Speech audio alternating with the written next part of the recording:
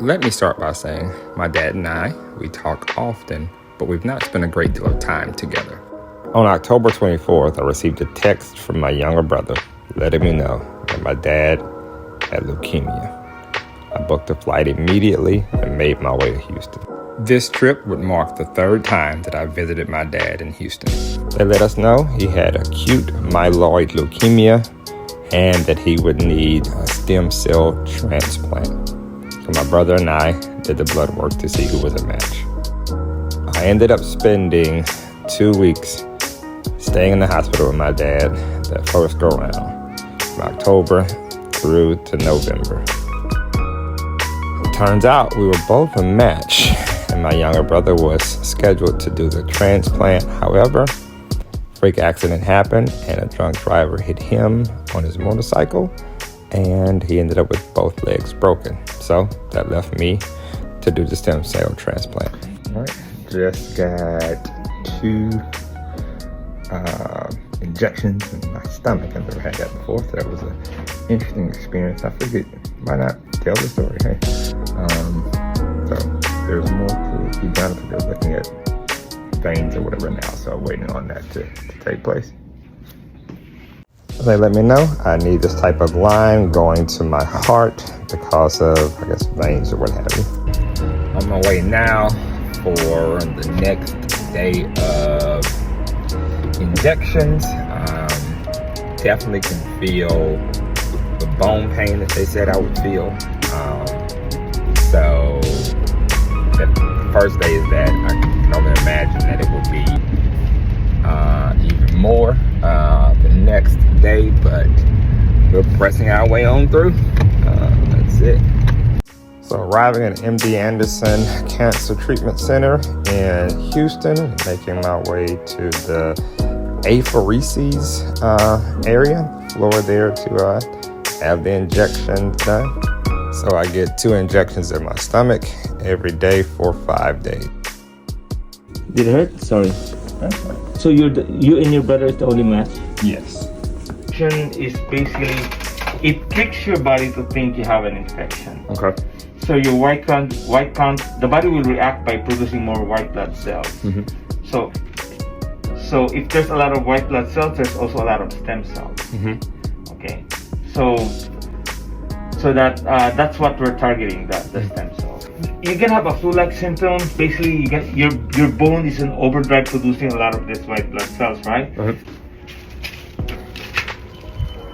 My part is done. I'm now on the way to my dad's room to see him, check in on him. And then I'm probably going to go lay down because the shots I take produce flu-like symptoms and bone pain. So my lower back, hips, all of that are experiencing some discomfort. So yeah, that's process, but going to check on Dad before I get back in the car and go crawl up in bed.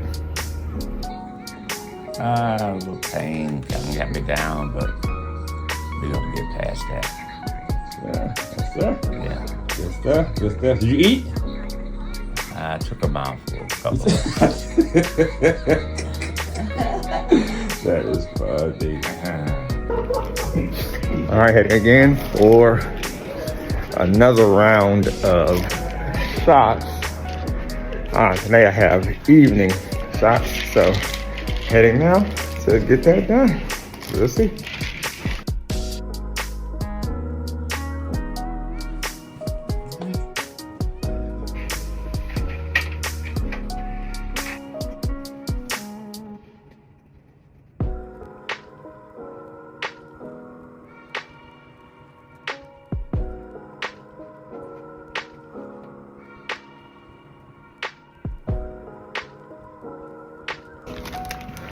Walking now to check on my dad, visit him in his room. Definitely some just regular, I guess, kind of discomfort, I would say. Particularly walking a little bit, but they let me know that would happen. So making this long trek to the other building now to stop by his room for a bit. Well, I just visited my dad. Make my way back to the car. I will say one thing is, as the medicine kicks in, I begin to feel some discomfort. Just, I would say discomfort. So sometimes when I'm walking, the bone pain, things like that, I do notice. Certainly when driving the car, I can feel the wheels hitting the ground. I can like feel it in my bone, which is an interesting feeling, I would say. Well, I made it inside, but I had to get assistance getting out of the car because I start feeling pain both in my back, sort of my shoulder blades, kind of chest. So just to be safe, to help me out of the car. So that was an evening shot, and I have another tomorrow. So within about a 7-hour time frame, I got another shot. So we'll see. All right, on my way back for another round. This is day 4 or 5 of shots. But they won't let me drive now, so I'm getting chauffeured to get these shots now.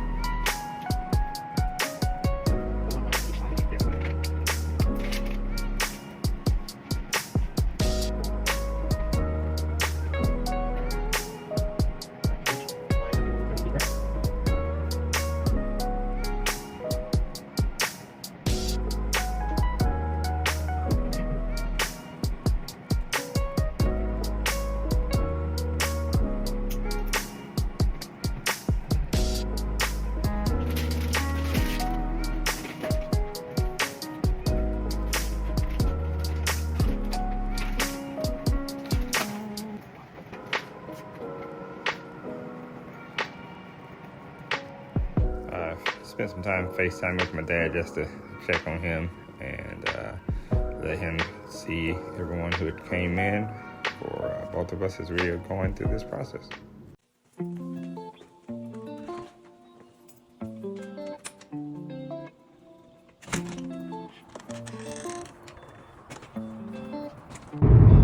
All right, we're waiting now. This is day 5 or so. All other days were preliminary, leading up to today, where we begin the extraction process or what have you. So, yeah, pushing on our way now for a early morning 6 a.m. Appointment. Stopped by to see my dad and have a word of prayer with him before I began my process. I'm now entering into this process of stem cell transplant, donor, and reception. We pray now, Lord God, that you would have your way, that you would lead and guide the doctors and the nurses that are caring for my dad and those that will be working with me, Lord God, praying.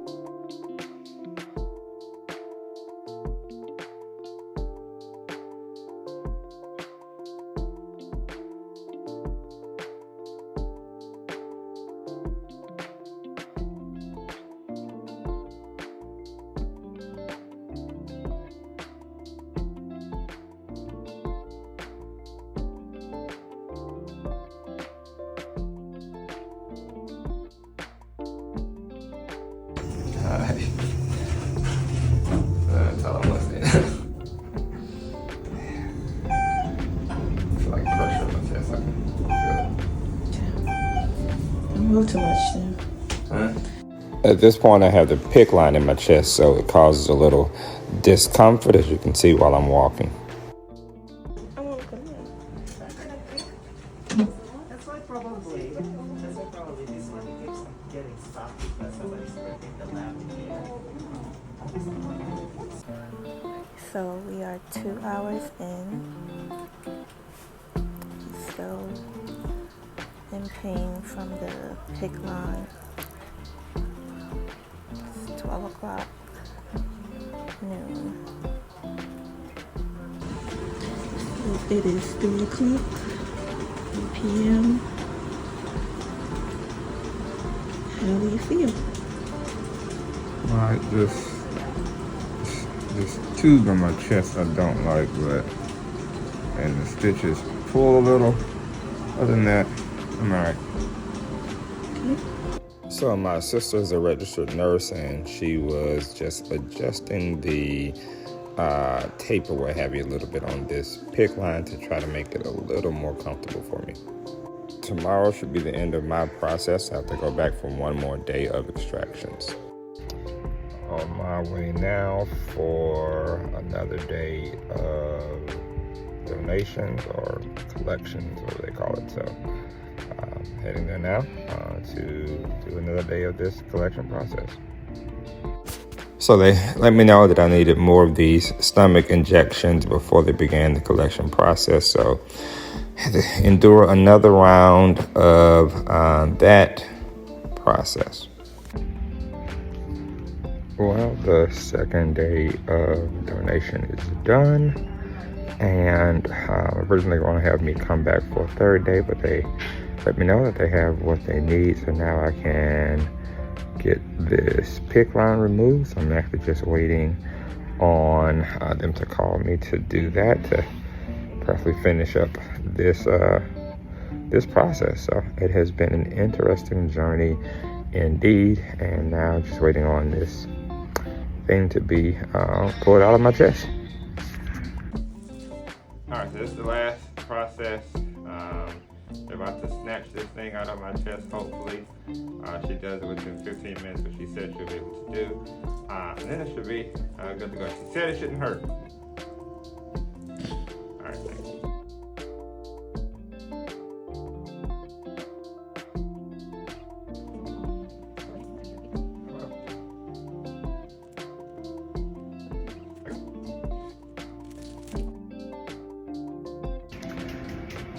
Well, that wraps it up. This thing is all out now, so I have to keep this dressing on for a bit. But outside of that, my part of this stem cell donation is done, and now it goes to my dad, and prayerfully things go smoothly there.